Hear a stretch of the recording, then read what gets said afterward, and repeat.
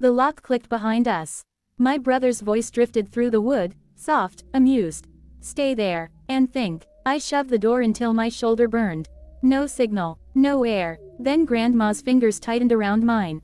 She whispered, quiet, they don't know what's behind that cabinet. My name is Riley. I'm 28. I live in Tulsa now, far enough to breathe, close enough that they still try to pull strings. I audit finances for a living. Receipts, timestamps, signatures, patterns. I make messy stories behave. My mother used to brag about that at parties. She's so good with numbers. The way you brag about a tool you own. Growing up, our family looked perfect in photos. Inherited land, holiday dinners, my father's quiet authority, my mother's bright smile. Victor, the golden child. I was the extra set of hands. Trained to be easy, trained to let things go. Grandma was the only person in that house who ever looked at me and saw a person, not a role. She smelled like lavender and old books. When I left for college, she slipped cash into my hand and whispered, keep your own keys. I thought she meant independence. I didn't know she meant survival. Her 78th birthday dinner was supposed to be simple. I arrived early to help, because that's how my family kept me useful. The house was staged like a set. Candles, polished silver, too much quiet. My mother swept in and kissed my cheek.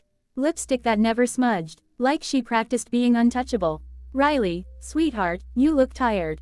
Are you eating? You always get this hollow look when you work too much. Translation, you look like someone who won't be easily controlled tonight. My father stood near the window watching the driveway. Hands behind his back like a general. When he looked at me, his eyes didn't soften. They measured. Dad, I said. He nodded once. You made it. That was affection in our language. Acknowledgement without warmth. Victor drifted in later, smiling like he'd already won something. He poured wine for Grandma like a priest, and for my mother like a partner. Choreography that said, we're a team. Dinner started with small talk and laughter that sounded practiced. Grandma sat at the head of the table. Small but upright, a pale blue sweater and pearls she'd owned longer than my parents' marriage. Then my mother placed an envelope beside Grandma's plate. Before dessert, she said brightly, we just need to handle something boring. Grandma didn't touch it. Boring things are usually expensive. Victor chuckled. Gran, don't be dramatic. It's just paperwork. My stomach tightened. I'd seen that envelope on other tables, in other families. The moment when love turns into leverage. My mother's smile stayed glued on. It's a power of attorney. Temporary. For convenience. In case you get overwhelmed. In case I refuse, Grandma said. My father's voice was calm, the tone he used when he wanted compliance to feel like logic. We're trying to protect you. From whom? Grandma asked. From you. Victor leaned forward, elbows on the table like we were negotiating a car purchase. The property taxes are going up. The business is under pressure. If anything happens, we need to act fast. You understand, right? I looked at the envelope. Then at Victor. You need access to her accounts. His eyes flicked to me. We need to keep the family afloat. My mother's smile sharpened. Riley, don't make this about your feelings. My feelings? I said. You're asking her to sign away her life. My father's gaze locked onto me. Riley, just my name. A leash jerked tight. Grandma placed her fork down with a soft clink. No. Silence spread across the table like ink in water. Victor kept his voice polite, but his jaw tightened. Gran, come on. It's your birthday. Don't ruin it. My mother sighed theatrically. Why do you always do this? We do everything for you. Grandma's eyes stayed on the envelope. You do everything for yourselves. My father's chair scraped back.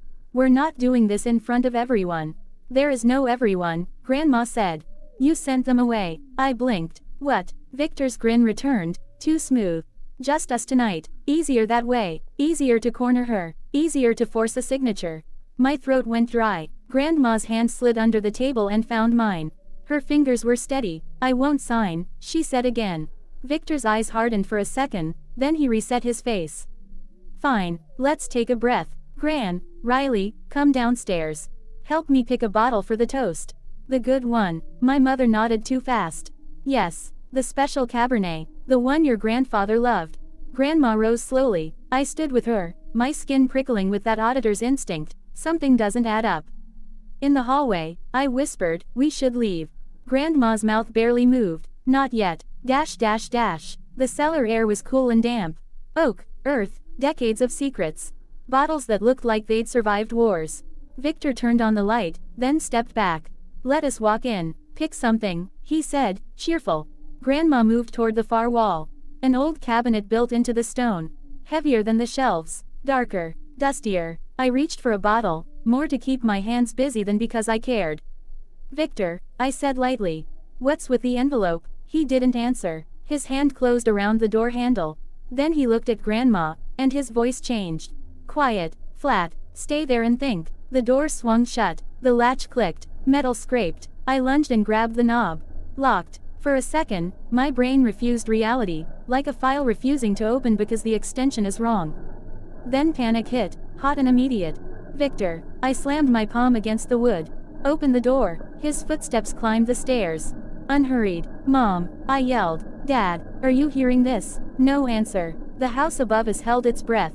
I grabbed my phone. One bar, then none. I moved around, lifted it, pressed it to the wall like that would conjure signal. Nothing. My chest tightened. My mind ran worst-case scenarios. Oxygen, time, Grandma's heart, the weight of stone. Then Grandma's grip closed around my wrist, gentle but firm. Quiet, she whispered. Quiet, I hissed. We're trapped. She leaned close. Her voice, the softest blade. Quiet, they don't know what's behind that cabinet. I stared at her. What are you talking about? She didn't answer. She crossed to the cabinet, moved with slow certainty, and slid a few bottles aside. Behind them, a loose brick. Barely visible, waiting like it had been waiting for us. My breath caught. She pulled the brick free and reached into the hollow. Her fingers emerged with a tin box. Rusted at the corners. Grandma, breathe, she said, opening it. Papers lay inside, thick with age, deeds, bank statements, legal filings, sealed envelopes. At the bottom, a key wrapped in cloth. My hand shook as I lifted the top document. A birth certificate. Mine. The names listed weren't my mother and father's. My mouth went numb. This is wrong. It's true, Grandma said. I grabbed another paper. A death certificate. A man's name I'd never heard spoken in our house, like a word band. The relationship line read, Father. My vision blurred. Grandma's eyes shone with grief that looked older than the house. My first son. Your real father. He died when you were a baby. I swallowed hard. The cellar spun. Why didn't anyone tell me? Because your uncle, she said, and the word landed like a slap, made sure you never knew you belonged to anyone but him. I stared up the stairs toward the people I'd called Mom and Dad my entire life. Dad, my voice cracked. He's your uncle, Grandma confirmed. And your mother, his wife. They took you. My stomach turned. Took me. Grandma slid another folder toward me. Read. Dash dash dash. I forced myself into that cold focus I wear like armor at work. Dates. Transfers. Signatures. Patterns. Loans in my real father's name, after he died. Withdrawals in neat increments. A corporate filing transferring control of the family business to my uncle, signed with a signature that didn't match the earlier ones. Forgery. Fraud. A theft disguised as inheritance. And then, at the center, a will. My grandfather's will, naming me as beneficiary of the house and land once I turned 25. Held in trust until then. I stared at my name. My real name, printed cleanly. They've been living here, I whispered. In your home, Grandma said. And now they're desperate. The business is collapsing again. Victor isn't a savior. He's a match. Above us, faintly, Victor's voice through the door. They're calming down. Give it 20 minutes. My blood turned to ice. They weren't planning to keep us safe. They were planning to break us. I tightened my grip on the documents. We need proof that they locked us in. Grandma lifted the cloth-wrapped key. We need to get out first. Dash dash dash. The key fit the lock from the inside. When it turned, the sound was small. But it felt like an earthquake. We opened the door and stepped into the hallway. The house smelled warmer up here. Food, perfume, money. We moved upstairs, quiet as thieves, and rounded the corner into the living room. Mom stood near the fireplace, phone in hand, face tight. Dad sat with his legs crossed, calm as a judge. Victor leaned against the mantel, smiling like he'd just won a bet. On the coffee table sat a laptop, a stack of forms, and a folder labeled with my grandmother's name. Beside it, a man in a suit.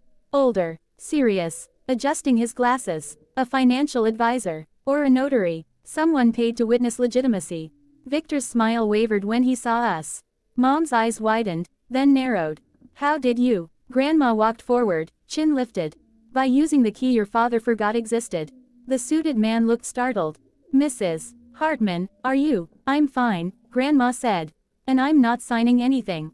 Dad's voice stayed low. Mother, sit down. Grandma didn't. I didn't either. Victor recovered quickly, because charm was his favorite weapon. There you are. We were worried. You got turned around downstairs.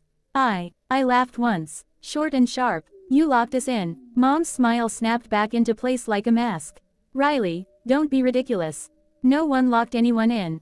Your brother was trying to calm her down. She gets confused. Grandma's eyes flashed. Try again. The suited man cleared his throat. I was told you agreed to authorize your son to manage the property.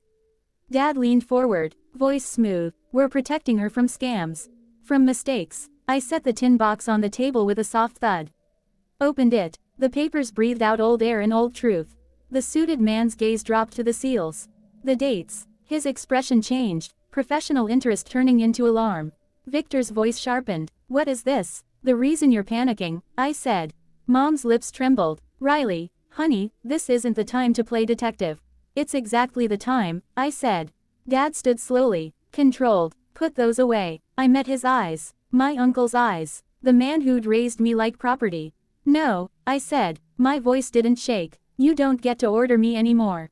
Victor stepped closer, anger leaking through. You always do this. Make scenes. You've always been jealous. Jealous. I smiled, cold, of your talent for setting fires and calling it warmth.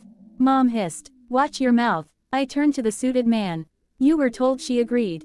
She didn't. And you should know, you're watching an attempted coercion. Also, we were locked in a cellar against our will. The man's face went pale. Locked. Dad's voice cut in, harder. This is family business. It's a crime, Grandma said quietly. Victor's hands clenched. Gran, stop. You don't understand what's at stake. Grandma's laugh was small and bitter. You mean your stake. The suited man gathered his folder. I can't proceed under these conditions. Mom reached for him. Please, don't be dramatic. He stepped back like her touch burned. If you misrepresented the situation, I'm out. I'm sorry. He left fast. The front door clicked shut. And with it, a piece of my family's control evaporated.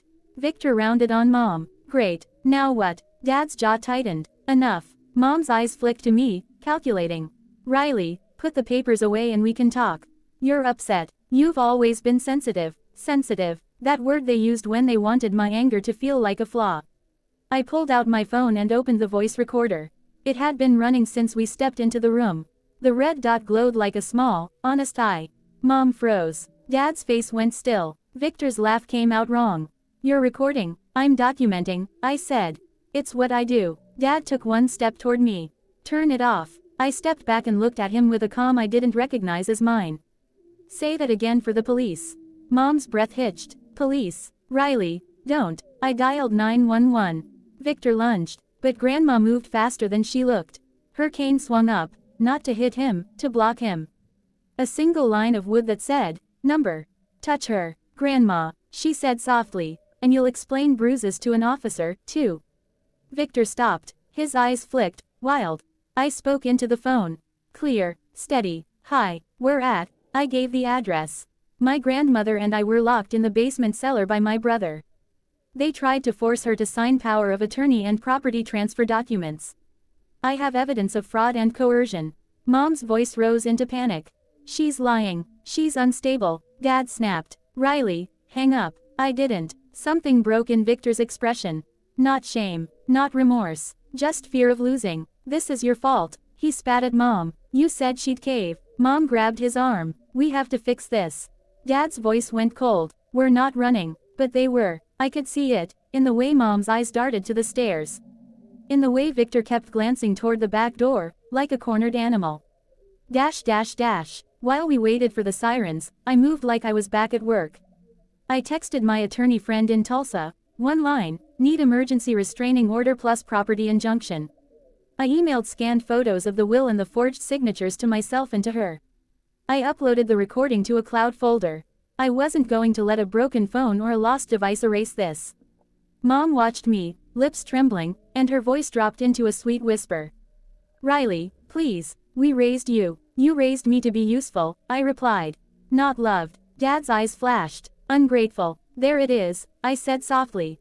Your favorite word, the one you use on your control slips. Dash dash dash. The police arrived within minutes.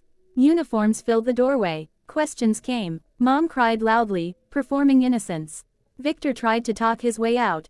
Misunderstanding. Prank. She gets anxious. But the officer's gaze caught on Grandma's wrists, read from the door. And on my recording app. And on the old documents spread out like bones on the table. When the officer asked Grandma directly, "Were you locked in?" she didn't hesitate. "Yes," she said, "and they expected me to sign my life away when I came out hungry enough." That line did something. It shifted the air from family drama to something darker. Something the law recognizes. Victor's face drained of color when they read him his rights. Mom's sob turned into a strangled sound. Dad's calm cracked, just once. A twitch at the corner of his mouth. Dash dash dash. After statements were taken, my attorney filed an emergency injunction to freeze any transfer attempts. The county clerk flagged the property. Investigators started pulling bank records tied to the forged signatures. My phone buzzed with missed calls from Mom. Then Dad. Then unknown numbers I knew were relatives being deployed like flying monkeys. I didn't answer. Dash dash dash. At the hearing, I wore a plain suit and carried a binder like a shield. Mom sat behind her attorney, eyes red, looking small for the first time in my memory. Dad kept his jaw clenched, refusing to look at me. Victor stared at the floor like the ground might open and save him. Grandma took the stand with the same steadiness she'd shown in the cellar. She told the truth in simple sentences. Didn't exaggerate, didn't plead, just named what happened. Then it was my turn. I played the audio, Dad ordering me to turn off the recording. Mom claiming Grandma was confused. Victor admitting they expected her to cave. I watched the judge's eyes shift, just slightly, as the story stopped being family conflict and started being a pattern. The restraining order was granted.